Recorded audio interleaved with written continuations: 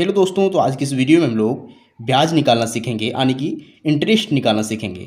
तो सबसे पहले इसमें हम लोग गांव का ब्याज निकालना सीखेंगे, उसके बाद हम लोग बैंक का ब्याज निकालना सीखेंगे। तो आप दोनों तरीकों को ध्यान से देखिए, तभी आपको समझ में आएगा।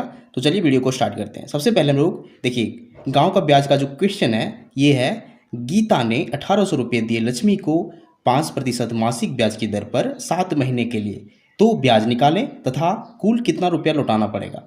यहाँ क्वेश्चन को समझिए। गीता ने लक्ष्मी को पैसे दिए 1800 रुपये और कितने महीने के लिए, 7 महीने के लिए। दर क्या है, 5% मासिक ब्याज की दर है। तो चलिए इस क्वेश्चन को एक खास तरह के सूत्र से सॉल्व करते हैं। सूत्र क्या होता है समझिए। तो सूत्र होता है ब्याज बराबर मूलधन गुना समय गुना दर बटा 100। अब हमें यहाँ सबसे पहले मूलधन को ढूंढना है। तो मूलधन कितना है, जो हमारी राशि होती है वो मूलधन कहलाता है। तो यहाँ मूलधन 1800 रुपये है। फिर समय कितना है, समय 7 महीना है। दर क्या है, दर है 5% मासिक ब्याज की दर। तो चलिए इन तीनों का मान बैठा के इसे 100 से भागा देते हैं तो हमारा ब्याज निकल जाएगा। देखिए सबसे पहले हम मूलधन को लिखेंगे। तो मूलधन हमारा है 1800 रुपये, जैसे 1800 रुपये इस प्रकार लिख देंगे। गुना करेंगे, समय क्या है 7 महीने, तो यहाँ इसे 7 लिख देंगे। फिर गुना दर करना है, दर 5% है तो 5 लिख देंगे। इसे 100 से भागा देना होता है तो हम लोग बटे में 100 लिखेंगे। तो बटे में हम लोग 100 लिखेंगे। अब देखिए ऊपर नीचे कुछ कटेगा तो उसे काटिए। देखिए ऊपर में 2 जीरो है, नीचे भी 2 जीरो है, दोनों कट जाएंगे। नीचे सिर्फ एक बचा हुआ है तो भाग देने में इसका कोई वैल्यू नहीं होता है। अब हम लोग तीनों ऊपर की संख्याओं को गुना कर देंगे, 18 गुना 7 गुना 5, तो ये हो जाएगा गुना होके 630 रुपये। ये हमारा गांव का ब्याज निकल चुका है 630 रुपये। तो ये होता है ब्याज निकालने का तरीका। अब इसमें क्या करना है, हमें एक और क्वेश्चन है कि कुल कितना रुपये लौटाना पड़ेगा। तो हमें जितने रुपए दिए गए थे पहले 1800 रुपये और प्लस ब्याज, दोनों को मिला के लौटाना पड़ता है। तो हम क्या करेंगे, देखिए इन दोनों को जोड़ेंगे, यानी कि इस 1800 रुपये यानी इस मूलधन को और इस ब्याज को दोनों जोड़ देंगे और वही टोटल राशि हो जाएगी जिसे लौटाना पड़ेगा। तो इसे लिखेंगे कुल राशि बराबर, सबसे पहले हम इस 1800 रुपये जो मूलधन है उसे लिखेंगे, फिर प्लस करेंगे जो हमारा ब्याज आया है 630 उसे लिखेंगे। अब इन दोनों को जोड़ेंगे तो हमें मिलेगा 2430 रुपये। ये रुपये हमें लौटाने पड़ेंगे, किसे, इस गीता को, लक्ष्मी को रुपये लौटाने पड़ेंगे। तो ये तरीका होता है गांव का ब्याज निकालने का। अब हम लोग बैंक का ब्याज निकालना सीखेंगे, जो इससे काफ़ी फ़र्क होता है, इससे काफ़ी अंतर होता है। तो आप इसे पूरे ध्यान से समझिए ताकि आपको कोई भी कन्फ्यूजन ना बचे। तो हमारा क्वेश्चन है कि रमेश ने 4000 रुपये बैंक में जमा किया, 6 महीने बाद वह सारे रुपये बैंक से निकालना चाहता है, तो उसे कुल कितने रुपये मिलेंगे। अब इसे समझिए, हम लोग इसे हल करेंगे। सबसे पहले यहाँ देखना है मूलधन क्या है। मूलधन देखिए यहाँ 4000 रुपये है और फिर समय क्या है 6 महीना। दर क्या है, दर जनरली बैंक में जो दर होता है वो होता है 3% वार्षिक ब्याज की दर होता है। तो हम लोग इसे इसी फार्मूला के हिसाब से बनाएंगे।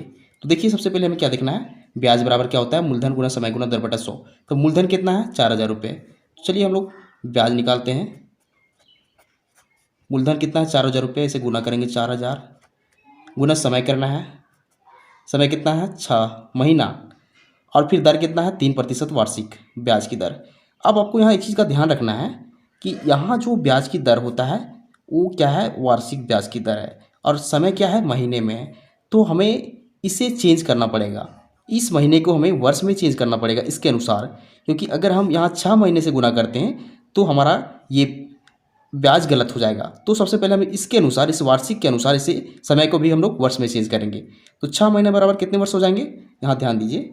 अगर हम 6 महीने का हिसाब देखें, 6 महीने बराबर, तो ये हो जाएगा 6/12 वर्ष।